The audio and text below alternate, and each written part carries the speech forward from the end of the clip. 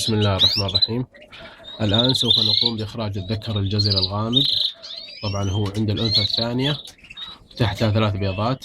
سوف نقوم بإخراجه وندخلها على الأنثى الأولى لديها 3 فراخ.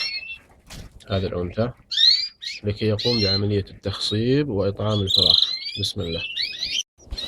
هذا هو الذكر، سوف نقوم بإدخاله.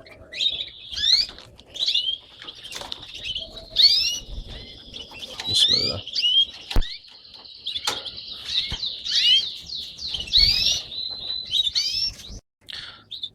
طبعا هناك متطفلون أو متطفلين خارج القفص. هذا أحد أبناء الجزري.